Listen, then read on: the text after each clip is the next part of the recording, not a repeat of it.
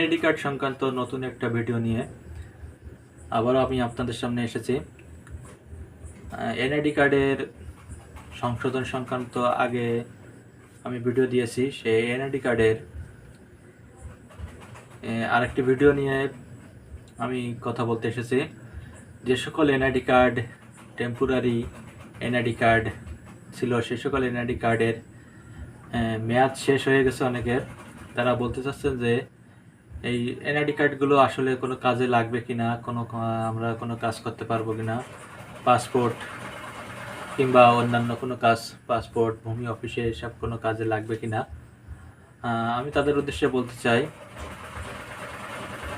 যে এই এনআইডি কার্ডটা, যে টেম্পোরারি এনআইডি কার্ডটা ছিল, সেই এনআইডি কার্ডটা যে মেয়াদ শেষ হয়ে গেছে। এই মেয়াদ শেষ হওয়ার পরেও নির্বাচন কমিশন কিন্তু এই এনআইডি কার্ডের গুলো কিন্তু দিয়ে সব কিছু কাজ করা যাবে বলে জানিয়েছে। এই এনআইডি কার্ড দিয়ে সব কিছু করা যাবে, আপনাদের কোনো চিন্তার কোনো কারণ নেই। এনআইডি কার্ডটা দিয়ে আপনি সকল কাজ করতে পারবেন, পাসপোর্ট, ভূমি অফিস, যে কোনো কাজে আপনি করতে পারবেন। তবে এনআইডি কার্ডটা যখন এটা স্মার্ট কার্ড হয়ে আসবে, তখন এটা আপনারা আপনাদের যে ইসের এনআইডি কার্ডের অনলাইন সার্ভিস আছে, সেখানে আবেদনের ভিত্তিতে এনআইডি কার্ডটি আপনি আবেদন বা লগ ইন করে এটা আপনি এনআইডি স্মার্ট কার্ডটি ডাউনলোড করতে পারবেন। তো এনআইডি কার্ডের স্মার্ট কার্ড পেতে গেলে আপনাকে যে দিকটি দেখতে হবে, আগে আপনার এনআইডি কার্ডের যে জাতীয় পরিচয়পত্র, এখানে আপনার আইডি লগ ইন থাকতে হবে। এখানে যেমন অ্যাকাউন্ট নেম, যদি অ্যাকাউন্ট না থাকে তাহলে রেজিস্টার করতে হবে, নতুন নিবন্ধনের জন্য অ্যাকাউন্ট করতে হবে। যেহেতু এখানে অ্যাকাউন্ট আছে, আমি একটু দেখি অ্যাকাউন্টটায় কি আছে। F3 4M, এটা আমি একটু লগ ইন করবো। এই স্যার,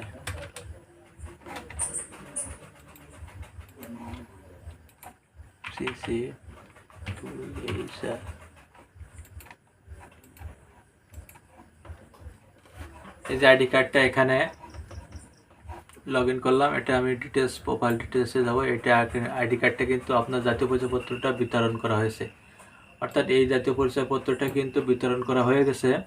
অতএব তার টেম্পোরারি যে আইডি কার্ডটা বিতরণ হয়ে গেছে, সে এখন ওই ID card, temporary ID card দিয়ে কিন্তু সে সকল ধরনের কাজ করতে পারবে। যতক্ষণ না পর্যন্ত তার স্মার্ট কার্ড আসবে, ততক্ষণ পর্যন্ত সে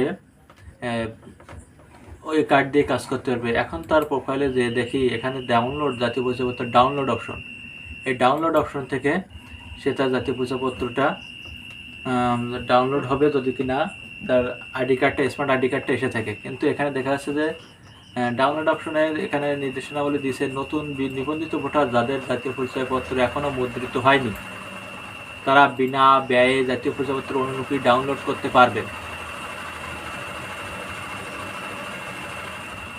যারা এর আগে জাতীয় পরিচয়পত্র পেয়েছিলেন, তাদের পুনরায় জাতীয় পরিচয়পত্র অনুলিপি ডাউনলোড করার জন্য হারিয়ে যাওয়া বা ক্ষতির জন্য ফি দিয়ে আবেদন করতে হবে। যদি কারোর জাতীয় পরিচয়পত্র পেয়েছেন এমন কেউ যদি থাকে, তার যদি হারিয়ে যায় এবং ক্ষতি হয়ে থাকে, তাহলে সে নতুন করে পেমেন্ট ফি দিয়ে আবেদন করতে পারবেন। যারা সংশোধনের জন্য আবেদন করেছেন, তারা সংশোধিত জাতীয় পরিচয়পত্র ডাউনলোড করতে পারবেন সংশোধন হওয়ার পরে। তাহলে এখানে 3টা অপশন রয়েছে। যারা নিবন্ধিত ভোটার, যাদের পরিচয়পত্র এখনও মুদ্রিত হয়নি, তারা বিনা যে ব্যয়ে জাতীয় পরিচয়পত্রটা ডাউনলোড করতে পারবেন। আর যারা আগে জাতীয় পরিচয়পত্রটা পেয়েছেন কিন্তু অনুলিপিটা হারিয়ে গেছে, কিংবা পরবর্তী অনুলিপি পাওয়ার জন্য জাতীয় পরিচয়পত্র হারিয়ে গেছে এবং ক্ষতি হয়েছে, তাদেরকে পুনরায় ফি প্রদান করে আবেদন করতে হবে। আর হচ্ছে যারা সংশোধন করার জন্য দিয়েছেন, তারা সংশোধন করার পরে এটা হওয়ার পরে এটা ডাউনলোড করতে পারবেন। তবে এটা আপনার পেমেন্ট ফি পরিশোধযোগ্য। তবে আপনাদের যাদের জাতীয় পরিচয় টেম্পোরারি লেখা আছে, মেয়াদ শেষ হয়ে গেছে, তাদের কোনো চিন্তার কারণ নেই। আপনারা ওই জাতীয় পরিচয়পত্র দিয়েই কাজ সারতে পারবেন। বিভিন্ন পাসপোর্ট বলেন, অফিস বলেন, ভিসা বলেন, বিভিন্ন ধরনের যে সকল কাজবাজ আছে আপনারা ওই জাতীয় পরিচয়পত্র দিয়েই কাজ করতে পারবেন। কেননা আপনাদের ওই নাম্বারটা দিয়ে সার্চ করলে আপনাদের ডিটেলস কিন্তু পাওয়া যাচ্ছে। অর্থাৎ আপনাদের ওই নাম্বারটা, আইডি কার্ডের যে এক্সপার্ট নাম্বারটা আছে সেটা কিন্তু অবশ্যই সবখানেই আছে এবং সেটা আপনার তথ্যগুলো কিন্তু পাওয়া যাচ্ছে। সুতরাং আপনি ওই যে টেম্পোরারি আইডি কার্ড দিয়ে কাজ করতে লাগুন। যতক্ষণ না আপনার স্মার্ট আইডি কার্ড আসতেছে ততক্ষণ আপনি এটা দিয়ে কাজ করবেন।